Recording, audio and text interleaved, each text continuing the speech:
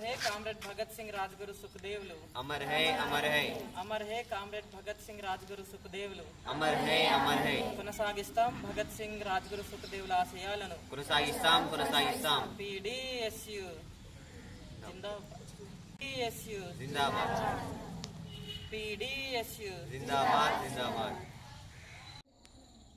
ఈరోజు ఆసిఫాబాద్ పట్టణంలోని బాలికల వసతి గృహంలో కామ్రేడ్ భగత్ సింగ్ రాజ్గురు సుఖదేవుల 94వ వర్ధంతి సభ సందర్భంగా ఈరోజు భగత్ సింగ్ చిత్రపటానికి నివాళులర్పించడం జరిగింది.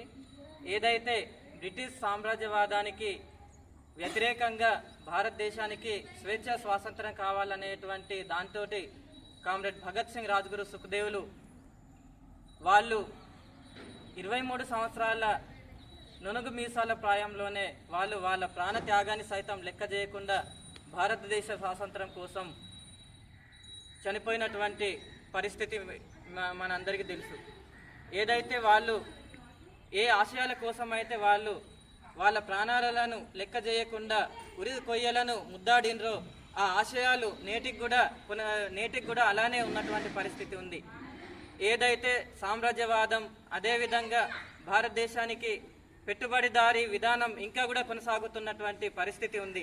భారతదేశంలో ఏదైతే కేంద్రంలో ఉన్నటువంటి నరేంద్ర మోడీ ప్రభుత్వం కూడా ఏదైతే అమెరికాలో మళ్ళీ ఇంకోసారి అధికారంలోకి వచ్చినటువంటి ట్రంప్ ఆ దేశంలో ఉన్నటువంటి విదేశాల్లో చదువుకుంటున్న వివిధ దేశాల అందరి విద్యార్థుల్ని కూడా అక్కడ నుంచి గెంటి వేసేటువంటి కుట్రలు చేస్తుండ్రు. అయినప్పటికీ కూడా భారతదేశ విద్యార్థులు కూడా అక్కడ దీంట్లో ఉన్నటువంటి పరిస్థితి ఉంది. వాళ్ళు కూడా అక్కడ నుంచి నెట్టివేయబడుతున్నటువంటి తరుణంలో కూడా ఇక్కడ ఉన్నటువంటి నరేంద్ర మోడీ ప్రభుత్వం కనీసం దాని మీద స్పందించకుండా ఉంటున్నటువంటి పరిస్థితి ఉంది.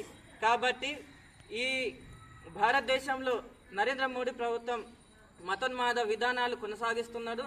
ఏదైతే పాఠ్య పుస్తకాలు కూడా మూఢనమ్మకాలకు సంబంధించినటువంటి అశాస్త్రీయమైన భావజాలాన్ని చొప్పించేటువంటి ప్రయత్నాన్ని కుట్రల్ని చేస్తున్నటువంటి సందర్భం ఉంది. యూనివర్సిటీలో స్వయం ప్రతిపత్తిని కూడా లాగేస్తున్నటువంటి పరిస్థితి ఉంది. మొన్న చూసుకుంటే రాష్ట్రంలో ఏదైతే రేవంత్ రెడ్డి కాంగ్రెస్ ప్రభుత్వం విద్యారంగానికి బడ్జెట్లో కేవలం 7.57% నిధులు మాత్రమే కేటాయించారు.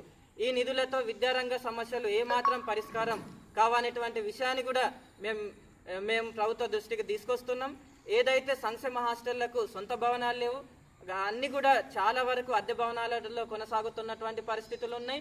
అదేవిధంగా విద్యార్థులకు సంబంధించినటువంటి కాస్మోటిక్ ఛార్జీలు కానీ మెస్ ఛార్జీలు కానీ ఏదో నామమాత్రంగా పెంచిరే తప్ప గతంలో ఉన్నటువంటి వాటిలో ఏదో 50 పైసలు రూపాయి కంటే ఎక్కువ పెంచినటువంటి పరిస్థితి ఉంది. కాబట్టి ఏదైతే చనిపోయినటువంటి ఉరికొయ్యలను సైతం ముద్దాడినటువంటి కామ్రేడ్ భగత్ సింగ్ రాజ్గురు సుఖదేవుల ఆశయాలను మనం ముందుకు తీసుకోవాలి.